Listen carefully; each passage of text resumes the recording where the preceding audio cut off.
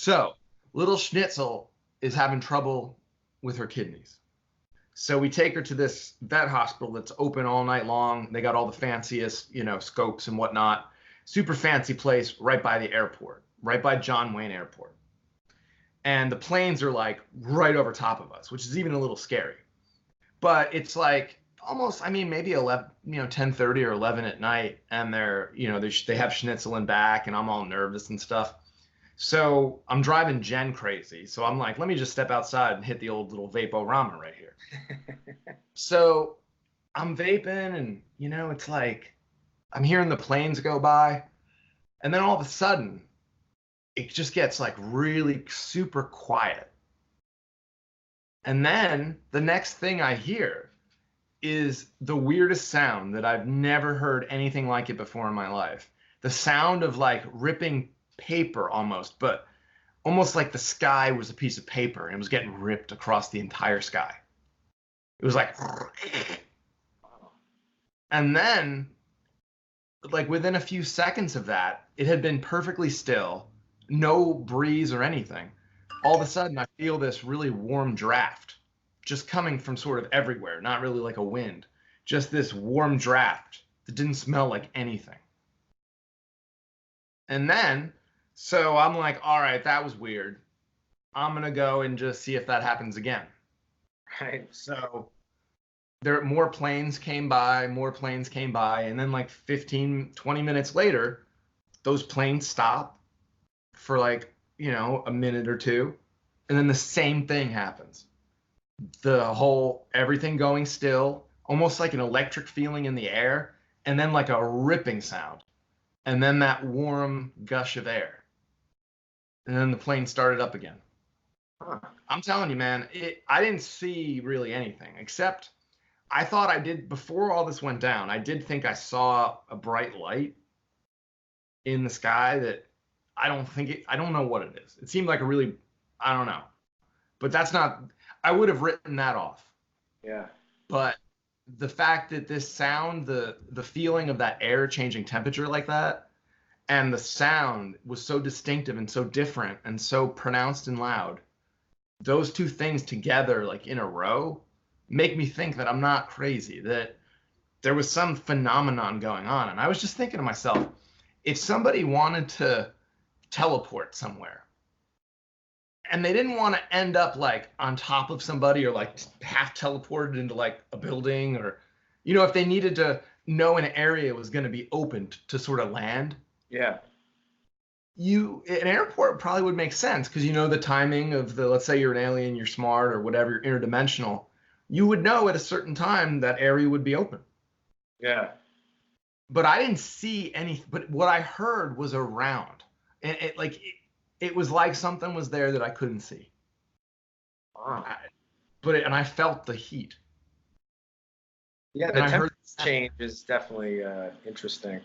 Yeah, the sound too is like. So was the sound really? The sound was really loud. Yeah, it sounded like a long electrical discharge. So like but you don't really hear like a lightning bolt, but like stretched out in time, like almost like this. Like I'm trying to think, a piece of paper ripping really, really loud, like a piece of paper as big as the sky going rip. Wow.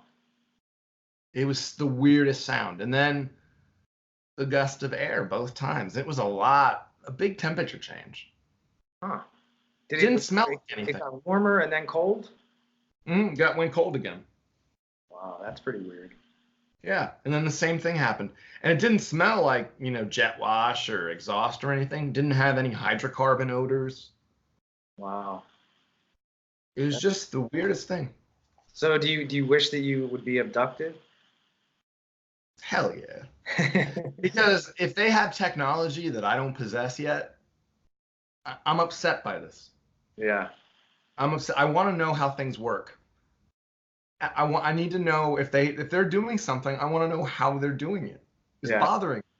And so I want to talk to them. And I've been thinking about like making a little trip instead of trying to go get shot at Area 51. I want to just go and just get some sandwiches and just hang out by the airport. See if we'll see some aliens. Yeah. So I've been thinking about getting a motorcycle because I feel like to hunt aliens, you need to be like, get three-dimensional out there. And, so I think a motorcycle would help. Dude, I just like days ago, I was going to the gym and this biker zoomed by me and I watched him get hit by a car. I watched it. Oh shit, He really? went flying. He went flying. Somehow he got up. I don't know how, but it was like of course, some horrible lady driver just like crashed into him from the side, and his bike was fucked. I was just amazed that he got up because he went soaring. Yeah, man. So It happens. um, I mean, it would just be nice to be able to get to LA really fast. yeah, true. Because you can get around things and go really fast. Well, if you're gonna get a bike, have you ever heard of counter steering? Yeah, I watched a YouTube video about that. Oh yeah, okay, yeah. Some buddy of mine, a biker, was telling me that a lot of bikers don't know about counter steering, but it can like really save your life because Oh yeah, I'm gonna take a class for sure because I've seen the demos and stuff for it yeah. online, but I gotta have. All I've really ever done is I sat on one a bunch to figure out which one I liked. Yeah. So have you ever sat on one? Oh yeah, a bunch. Oh, all right. Yeah. I always make sure I get a picture of myself sitting on it. Oh man, I wish I got one when I was, but because I'm trying to sign up for the class, but they get kind of booked up, and I'm trying to find the right time. It's like a 3-day thing. That scares me.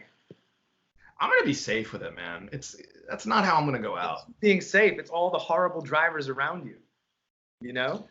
Man, I know how to take a fall. I'm good at falling. I don't know, man. I just these drivers. I mean, you're in well, we won't say where you are, but yeah.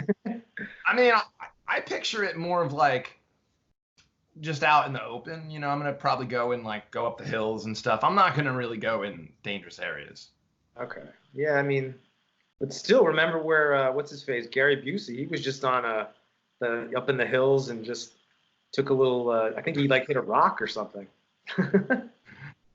I mean, things happen. I'm gonna be wearing a helmet though, because you have to. I want to get. I just want to get a Pope mobile. Those things are cool, man. Yeah. But wait, I feel like, what? What's that? Oh, what were you gonna say?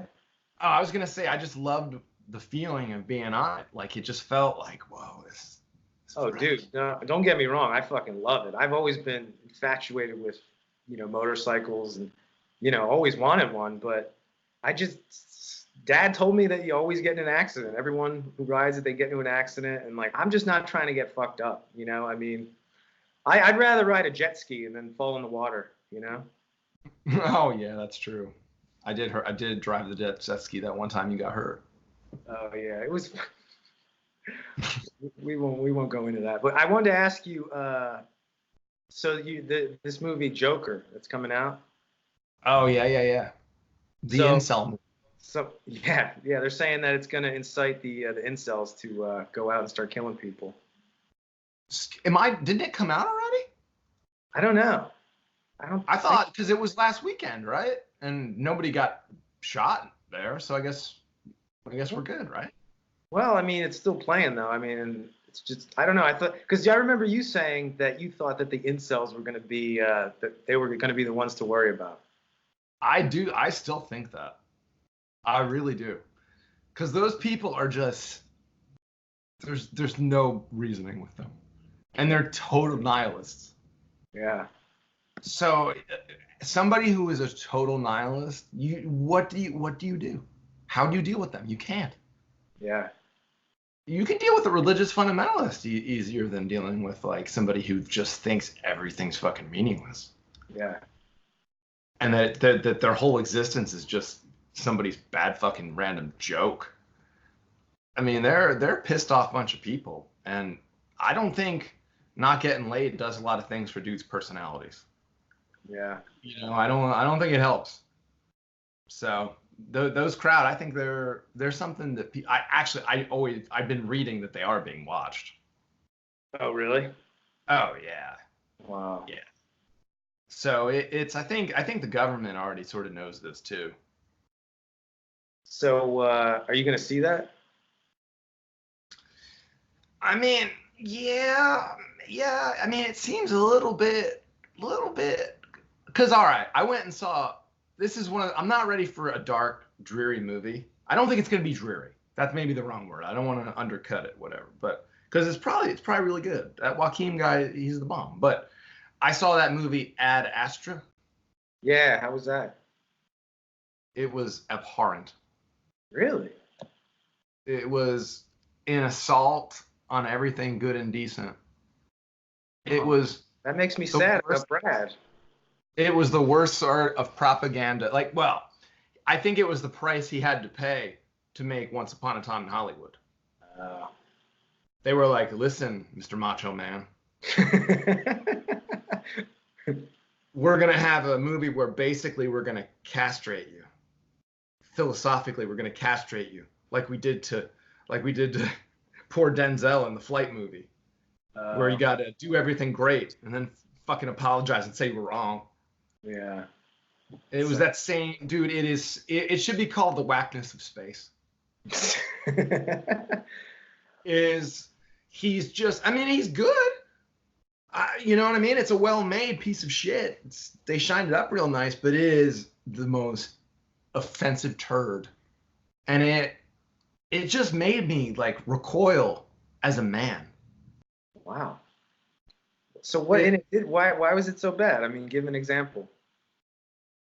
Well, basically, it's a whole movie. He's like, oh, he's this great astronaut and all this. He's a hero, and his dad is an even bigger hero, Tommy Lee Jones. He's like this big space explorer or whatever, and he's out near like Neptune. He's like the farthest out of any space explorers. At this point, not America, Earth, they have like a space elevator, and so Brad Pitt is like a pimp working on the space elevator.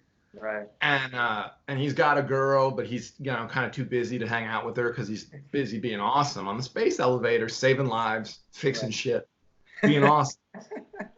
So then there's a problem with his dad in space.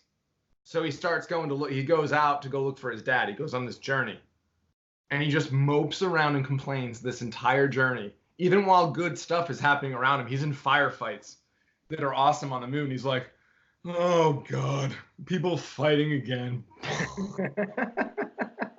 Wow. This is so boring.